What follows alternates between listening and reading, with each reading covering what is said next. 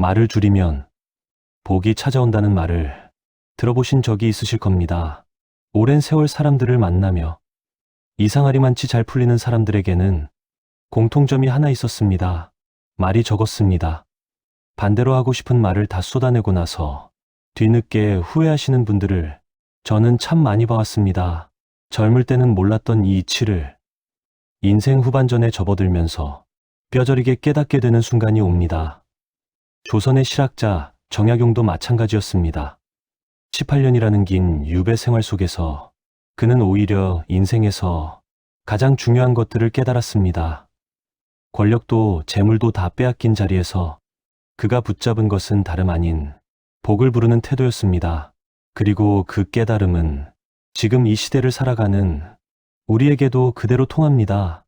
이 영상을 끝까지 보고 나시면 당신은 더 이상 억울한 일에 목소리를 높이지 않게 됩니다. 대신 조용히 웃으며 넘기는 여유가 생기고 그 여유가 결국 주변 사람들을 당신 곁으로 모이게 만듭니다. 50대 이후의 운명은 타고나는 것이 아니라 지금부터 만들어가는 것이기 때문입니다. 오늘은 정약용이 남긴 복을 부르는 3가지 지혜를 함께 나눠보려 합니다. 첫 번째는 베풀미고, 두 번째는 절제이며, 세 번째는 끊임없는 배움입니다. 이 3가지를 하나씩 마음에 새기시면 남은 인생이 지금과는 분명히 달라지실 겁니다. 주변의 말이 앞서서 손해를 보시는 분이 계시다면 이 영상 하나 조용히 전해보시기 바랍니다. 그럼 첫 번째 지혜부터 시작하겠습니다. 정약용은 유배지에서 두 아들에게 보낸 편지에 이런 말을 남겼습니다. 적선지가 필유여경, 풀어서 말하면 선을 쌓은 집안에는 반드시 남는 경사가 있다는 뜻입니다. 당장 눈에 보이는 보상이 없어도 베푼 것은 언젠가 반드시 돌아온다는 믿음이었습니다. 그런데 이 말을 그저 옛 성현의 좋은 말씀 정도로만 흘려들으신다면 정말 아까운 일입니다.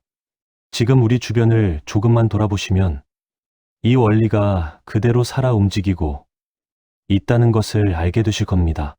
젊을 때는 인맥이라고 하면 명함을 주고받고 이해관계로 얽힌 사람들을 떠올리셨을 겁니다. 하지만 나이가 들수록 진짜 인맥은 다른 곳에서 나온다는 것을 느끼셨을 겁니다. 아무 계산 없이 건넨 따뜻한 말 한마디, 지나가다 나눈 작은 호의를 기억하는 사람들이 결국 곁에 남습니다. 그리고 그 사람들이 예상치 못한 순간에 뜻밖의 손을 내밀어 주는 경험을 하신 적이 있으실 겁니다. 이것이 바로 정약용이 말한 여경, 남는 경사의 실체입니다. 베풀미라고 하면 큰 돈을 기부하는 것부터 떠올리실 수 있는데 그럴 필요는 전혀 없습니다. 오히려 노년에 실천하기 좋은 나눔은 작고 가벼워서 부담이 없는 것들입니다. 첫 번째는 말로 베푸는 것입니다. 지나가는 이웃에게 건네는 따뜻한 인사 한마디, 자녀에게 전하는 칭찬 한마디가 여기에 해당합니다. 돈이 들지 않지만 받는 사람의 하루를 완전히 바꿔놓을 수 있는 힘이 있습니다. 두 번째는 시간으로 베푸는 것입니다. 바쁜 자녀 대신 손주를 잠깐 봐주거나 거동이 불편한 이웃의 짐을 들어드리는 일이 그렇습니다. 이런 작은 시간의 나눔은 받는 사람에게는 결코 작지 않은 도움으로 남습니다. 세 번째는 마음으로 베푸는 것입니다. 누군가의 이야기를 진심으로 들어주고 함부로 판단하지 않고 공감해주는 태도입니다. 나이가 들면서 자연스레 쌓인 삶의 경험이 다른 사람에게는 큰 위로가 될 수 있습니다. 이 3가지를 실천하시면 신기하게도 주변에 사람이 모이기 시작합니다. 그리고 사람이 모이는 곳에는 정보가 모이고 기회가 모이고 결국 복이 모입니다. 정약용이 유배라는 최악의 상황에서도 끝까지 베풀물 놓지 않았던 이유가 바로 여기에 있습니다. 베풀문 손해가 아니라 가장 확실한 투자였던 것입니다. 복을 쌓는 것 못지않게 중요한 것이 하나 있습니다. 바로 쌓은 복을 세워나가지 않게 지키는 일입니다. 정약용은 아무리 좋은 것을 얻었다 해도 절제하지 못하면 결국 다 흩어진다고 보았습니다. 특히 나이가 들수록 이 절제의 힘이 인생의 품격을 가르는 결정적인 기준이 됩니다. 가장 먼저 짚어봐야 할 것이 말입니다. 젊을 때는 하고 싶은 말을 참지 못하고 다 쏟아내도 크게 문제가 되지 않았을 수 있습니다. 하지만 나이가 들어서도 자랑과 험담을 멈추지 못하면 사람들이 하나둘 곁을 떠나게 됩니다. 자랑은 상대방의 마음을 은근히 상하게 하고 험담은 결국 돌고 돌아 자신에게 되돌아오기 때문입니다. 반대로 남 얘기를 함부로 옮기지 않고 자기 자랑을 자제할 줄 아는 사람에게는 신뢰가 쌓입니다. 그리고 그 신뢰가 바로 어른의 품격이 됩니다. 두 번째는 감정의 절제입니다. 억울한 일을 당했을 때 순간의 화를 참지 못하고 폭발하면 그 여파가 며칠, 몇 달을 갑니다. 작은 일에도 쉽게 흔들리고 예민해지면 몸의 기운도 함께 빠지고 주변 사람들도 지치게 됩니다. 반면 감정의 기복을 다스릴 줄 아는 사람은 같은 상황에서도 흔들리지 않는 평온함을 유지합니다. 그 평온함이 오히려 주변 사람들에게 신뢰와 안정감을 주고 결국 좋은 인연을 끌어당깁니다. 세 번째는 욕심의 절제입니다. 특히 재물과 관련해서는 과한 욕심을 부리다가 그동안 쌓아온 것을 한순간에 잃는 경우를 종종 보셨을 겁니다.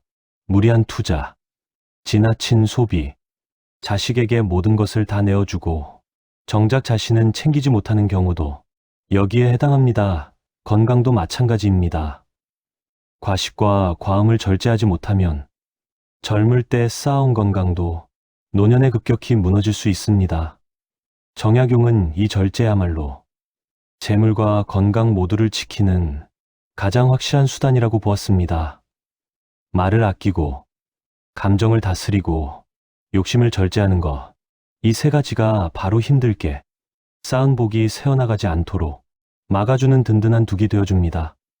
베풀고 절제하는 것만으로는 아직 부족한 것이 하나 남아 있습니다. 바로 스스로를 계속해서 채워나가는 힘, 수신입니다. 정약용은 유배지에서 하루도 손에서 책을 놓지 않았습니다. 가진 것이 다 사라진 자리에서도 배운 만큼은 아무도 빼앗아갈 수 없었기 때문입니다. 그리고 놀랍게도 그 배움이 오히려 그를 더 단단하고 깊은 사람으로 만들어 주었습니다. 요즘 말로 하면 꾸준히 자기 관리를 하고 배움을 이어간 사람이 결국 운도 함께 따라오더라는 것입니다. 이유는 단순합니다. 계속 배우고 생각하는 사람은 대화가 풍부하고 시야가 넓고 새로운 것을 받아들이는 유연함이 있습니다. 이런 사람 곁에는 자연스럽게 좋은 사람들이 모이고 좋은 기회도 함께 따라오게 됩니다.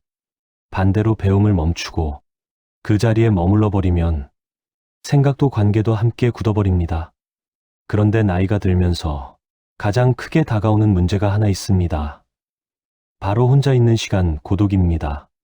자녀들은 각자의 삶을 살아가고 함께하던 사람들도 하나둘 곁을 떠나면서 혼자 남겨지는 순간이 늘어납니다.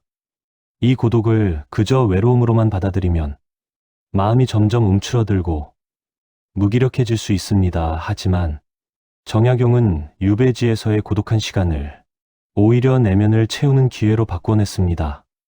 혼자 있는 시간에 책을 읽고 생각을 정리하며 그 시간을 자기 자신을 성장시키는 시간으로 만든 것입니다. 지금 우리도 마찬가지입니다. 혼자 있는 시간을 두려워하지 않고 책을 읽거나 새로운 것을 배우는 시간으로 채워보시기 바랍니다. 그리고 여기서 한 가지 더 중요한 것이 있습니다. 바로 자식이나 타인에게 지나치게 의존하지 않는 태도입니다. 경제적으로도 정서적으로도 스스로 서 있을 수 있는 사람이야말로 진짜 어른입니다. 의존하지 않고 주체적으로 살아가는 사람에게는 누구도 함부로 대하지 못하는 단단함이 생깁니다.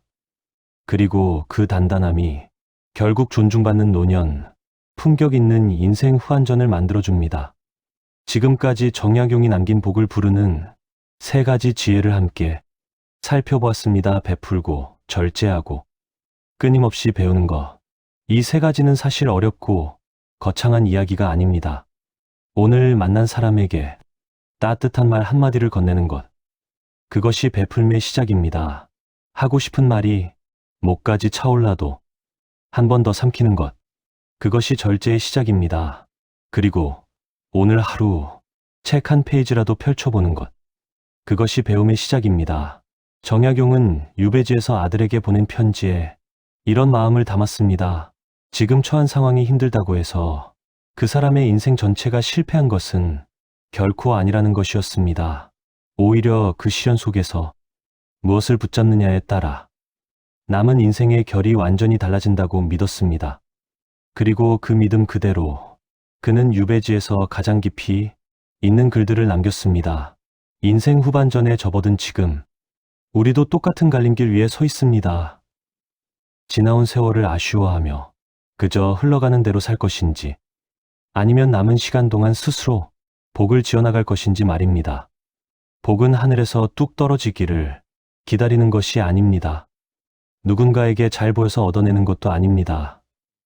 내가 오늘 건넨 말 한마디, 오늘 참아낸 감정 하나, 오늘 펼친 책 한 페이지가 모여서 만들어지는 것입니다. 지금 이 순간부터 시작하셔도 결코 늦지 않았습니다. 오늘 하루 주변 사람에게 따뜻한 말 한마디를 건네보시기 바랍니다. 그 작은 실천 하나가 남은 인생의 복을 짓는 첫걸음이 되실 겁니다. 품격 있게 나이 들어가는 것. 그것이야말로 우리가 스스로에게 줄 수 있는 가장 큰 선물입니다.